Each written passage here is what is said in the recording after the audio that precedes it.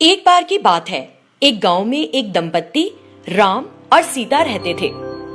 राम कृषि कार्य करता था। उनकी शादी के 1 साल बाद सीता को प्रसव के दौरान पीड़ा हो रही थी। राम बाहर बहुत तनाव में था। हे भगवान, मुझे आशीर्वाद के रूप में एक लड़का ही देना। जब वो इसी तरह प्रार्थना कर रहा था तो दाई बाहर आई और बोली, राम, देवी लक्ष्मी की तरह दिखने वाली एक बच्ची का जन्म हुआ है। ये सुनकर राम निराश हो गया। उस लड़की का नाम उन्होंने स्वाति रखा। राम को अपनी बेटी स्वाति पसंद नहीं थी। उसे बेटा न होने का बड़ा दुख था। स्वाति बड़ी हो गई और अब उसकी उम्र 7 साल थी। कुछ समय बाद अचानक सीता बीमार हो गई और अधिक समय बिस्तर पर ही रहने लगी।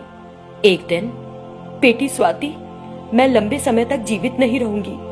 तुमको अपने पिता की देखभाल एक माँ की तरह करनी होगी। तुम्हारे पिता की तबीयत अब ठीक नहीं रहती। तुमको उनको समय पर दवाएं देनी होगी। इतना कहते हुए उसने अपनी आंखें बंद कर ली। अपनी माँ की मृत्यु हो जाने से स्वाति दुख सहन नहीं कर पाई और बहुत रोई। इसी तरह कुछ दिन बीत गए।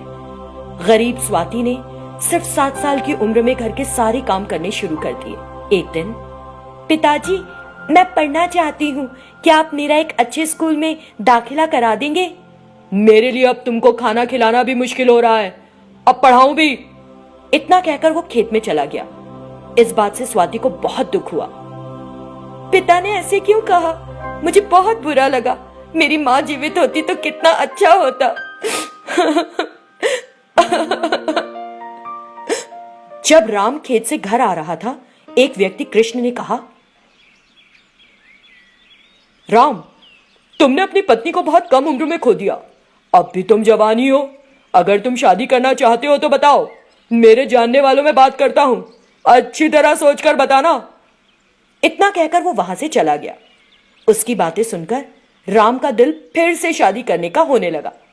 वो घर गया और बिस्तर पर लेटकर सोचने लगा, मैं फिर से शादी करना चाहता हूं, लेकिन पहले स्वाति से छुटकारा पालूं तो बेहतर होगा। अगर मैं उसे एक दंपत्ति को बेच देता हूं जिनके बच्चे नहीं, तो मुझे कुछ पैसे भी मिलेंगे। ऐसा सोचकर राम ने अपनी बेटी को बेचने का फैसला किया। अगले दिन सुबह वो स्वाति के पास गया। बेटी स्वाति, मैं तुम्हें स्कूल में दाखिला दिलाऊंगा। जाओ और जल्दी से तैयार हो जाओ। उसकी बातें सुनकर स्वाति बड़ी खुश हुई और वो ये सोचकर तुरंत तैयार हो गई कि वो उसे स्कूल ले जा रहा है। फिर राम स्वाति को तिरुमला होटल ले गया। उसने उसे एक बेंच पर बिठाया और किसी को फोन करने थोड़ा दूर चला गया। हम तिरुमला होटल में हैं, मुझे पैसे दो और लड़की को ले जाओ। आप वहीं रहें, हम थोड़ी देर में आएंगे। मासूम स्वाति को इस बारे में पता नहीं था और वो वहीं बैठी थी। कुछ समय बाद जब राम ने फिर से फोन किया, हम रास्ते में हैं, और सामने वाले ने कॉल काट दिया। और कुछ करने को था नहीं। राम बेंच पर बैठ गया और उसकी नींद लग गई। थोड़ी देर बाद जब वो उठा तो उसने स्वाति को अपने पास नहीं पाया। उसने चारों ओर देखा, लेकिन वो वहां नहीं थी। लगता है उसने फोन पर मैंने जो कहा सुन लिया और भाग गई। स्वाति कुछ ढककर उसी वक्त हाथ में लेकर आई। उसे देखकर, मुझे बताए बिना कहां चली गई थी?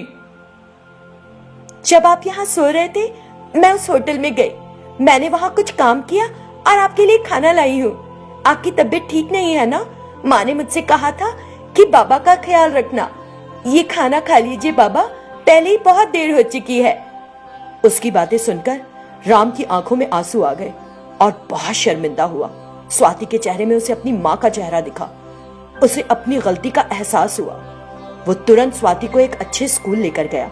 उसके बाद से उसने स्वाति का ध्यान रखा और कभी भी किसी भी परेशानी को उस तक नहीं पहुंचने दिया। उसने दोबारा शादी करने का ख्याल भी छोड़ दिया।